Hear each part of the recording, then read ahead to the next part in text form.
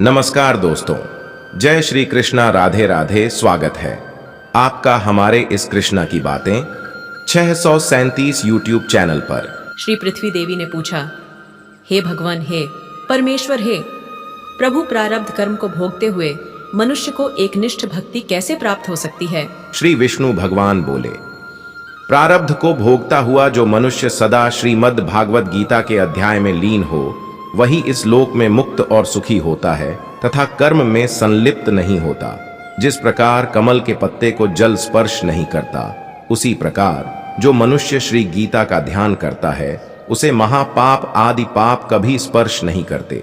जहाँ श्री गीता की पुस्तक होती है और जहाँ श्री गीता का पाठ होता है, वहाँ प्रयागादि सर्व तीर्थ निवास करते हैं। जहाँ श्री गीता प्रवर्तमान है, वहाँ सभी देवों, ऋषियों, योगियों, नागों और गोपाल बाल श्री कृष्ण भी नारद, ध्रुव आदि सभी पार्षदों सहित जल्दी ही सहायक होते हैं। जहाँ श्री गीता का विचार, पठन, पाठन तथा श्रवण होता है, वहाँ हे पृथ्वी, मैं अवश्य निवास करता हूँ।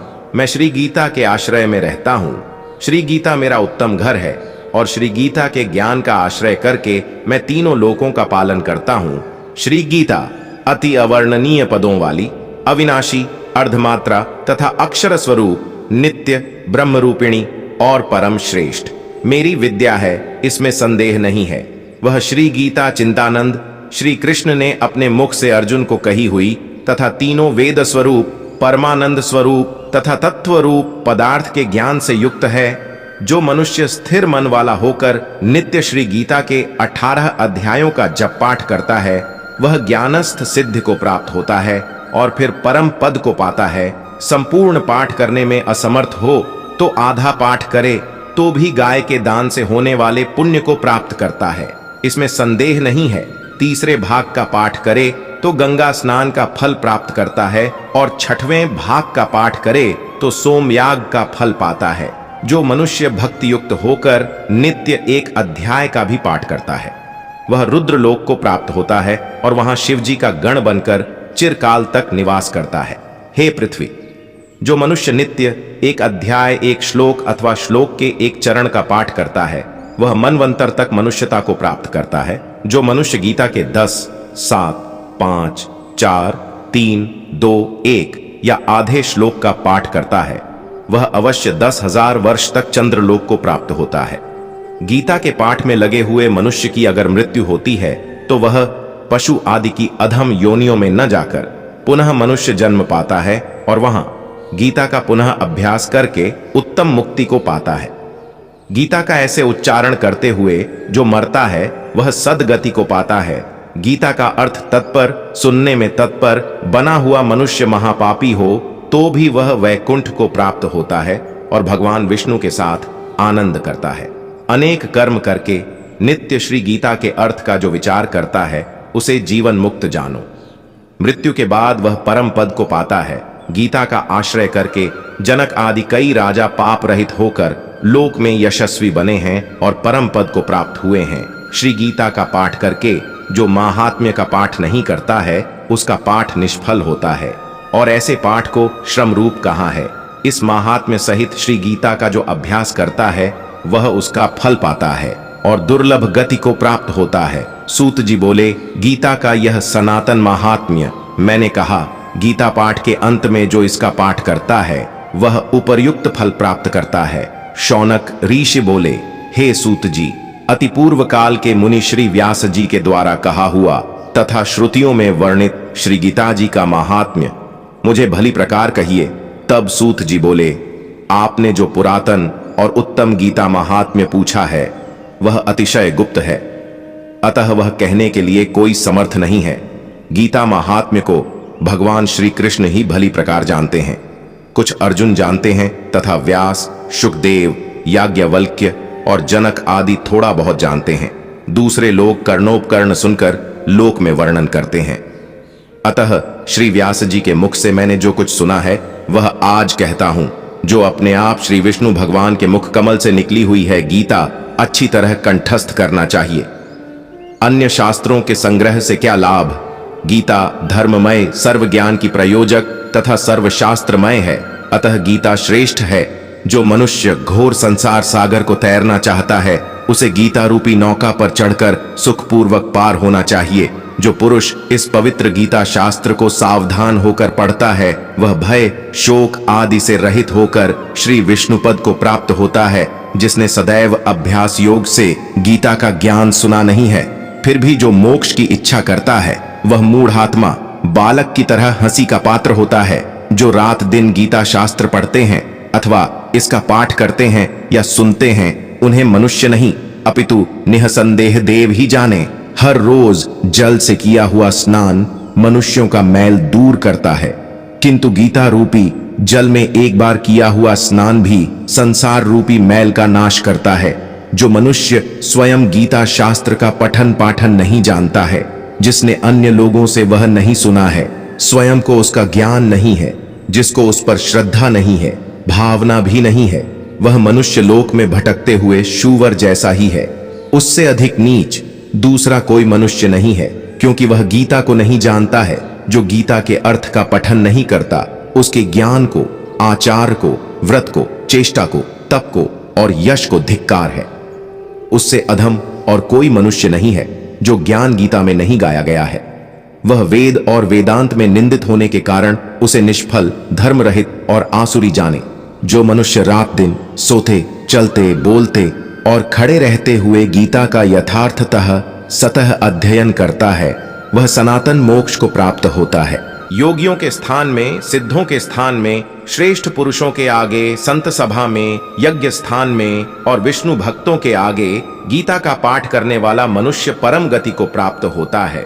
जो गीता का पाठ और श्रवण हर रोज करता है उसने दक्षिणा के साथ अश्वमेध आदि यज्ञ किए हैं। ऐसा माना जाता है जिसने भक्तिभाव से एकाग्र चित्त से गीता का अध्ययन किया है उसने सर्व वेदों, शास्त्रों तथा पुराणों का अभ्यास किया है।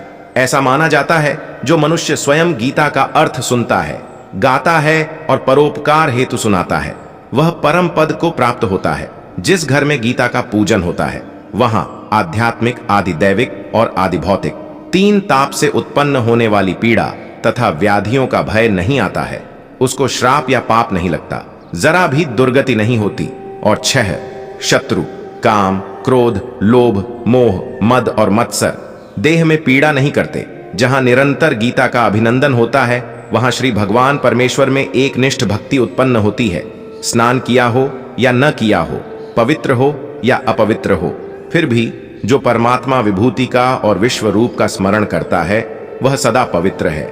सब जगह भोजन करने वाला और सर्व प्रकार का दान लेने वाला भी अगर गीता पाठ करता हो तो कभी लेपायमान नहीं होता। जिसका चित्त सदा गीता में ही रमण करता है वह संपूर्ण अग्निहोत्री, सदा जप करने वाला, क्रियावान तथा पंडित है।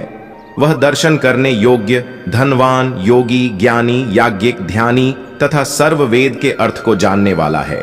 जहां गीता की पुस्तक का नित्य पाठ होता रहता है वहां पृथ्वी पर के प्रयाग आदि सर्व तीर्थ निवास करते।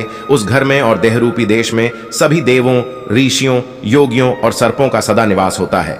गीता, गंगा, गायत्री, सीता, सत्या, सरस्वती, ब्रह्म विद्या, ब्रह्मवल्ली, त्रिसंध्या, मुक्तगेहिनी, अर्धमात्रा, चिदानंदा, भवग्नि, भयनाशिनी, वेदत्रयी, परा, अनंता और तत्वार्थ ज्ञान मंजरी, तत्व रूपी अर्थ के ज्ञान का भंडार। इस प्रकार गीता के 18 नामों का स्थिर मन से जो मनुष्य नित्य जप करता है वह शीघ्र ज्ञान सिद्धि और अंत में परम पद को प्राप्त होता है। मनुष्य जो जो कर्म करे उसमें अगर गीता पाठ चालू रखता है तो वह सब कर्म निर्दोषता से संपूर्ण करके उसका फल प्राप्त करता है। जो मनुष्य श्राद्ध में पितरों को लक्ष्य करके गीता का पाठ करता है उसके पितृ संतुष्ट होते हैं और नरक से सद्गति पाते हैं। गीता पाठ से प्रसन्न बने हुए तथा श्राद्ध से तृप्त किए हुए पितृगण पुत्र को आशीर्वाद देने के लिए तत्पर होकर पितृलोक में जाते हैं। जो मनुष्य गीता को लिखकर गले में, हाथ में या मस्तक पर धारण करता है उसके सर्व विघ्न रूप दारुण उपद्रवों का नाश होता है। भरत खंड में 4 वर्णों में मनुष्य देह प्राप्त करके भी जो अमृत स्वरूप गीता नहीं पढ़ता है या नहीं सुनता है वह हाथ में आया हुआ अमृत छोड़कर कष्ट से विष खाता है। किंतु जो मनुष्य गीता सुनता है, पढ़ता है तो वह इस लोक में गीता रूपी अमृत का पान करके मोक्ष प्राप्त कर सुखी होता है। संसार के दुखों से पीड़ित जिन मनुष्यों ने गीता का ज्ञान सुना है उन्होंने अमृत प्राप्त किया है और वे श्री हरि के धाम को प्राप्त हो चुके हैं। इस लोक में जनक आदि की तरह कई राजा गीता का आश्रय लेकर पापरहित होकर परम पद को प्राप्त हुए हैं। गीता में उच्च और नीच मनुष्य विषयक भेद ही नहीं है, क्योंकि गीता ब्रह्म स्वरूप है, अतः उसका ज्ञान सबके लिए समान है। गीता के अर्थ को परम आदर से सुनकर जो आनंदवान नहीं होता वह मनुष्य प्रमाद के कारण इस लोक में फल नहीं प्राप्त करता है, किंतु व्यर्थ श्रम ही प्राप्त करता है। गीता का पाठ करे जो महात्म्य का पाठ नहीं करता है उसके पाठ का फल व्यर्थ होता है और पाठ केवल श्रम रूप ही रह जाता है। इस महात्म्य के साथ जो गीता पाठ करता है तथा जो श्रद्धा से सुनता है वह दुर्लभ गति को प्राप्त होता है। गीता का सनातन महात्म्य मैंने कहा है। गीता पाठ के अंत में जो इसका पाठ करता है वह उपर्युक्त फल को प्राप्त होता है। तो दोस्तों, मैं आशा करता हूं कि इस वीडियो के माध्यम से आपको बहुत कुछ सीखने को मिला होगा। तो दोस्तों, वीडियो को शेयर, लाइक, कमेंट जरूर करें। अगर आप हमारे इस चैनल पर पहली बार आए हैं तो दोस्तों कृपया चैनल को सब्सक्राइब जरूर करें और दोस्तों कमेंट बॉक्स में सच्ची श्रद्धा से जरूर लिखें। जय श्री कृष्णा, राधे राधे। वीडियो को अंत तक देखने के लिए धन्यवाद।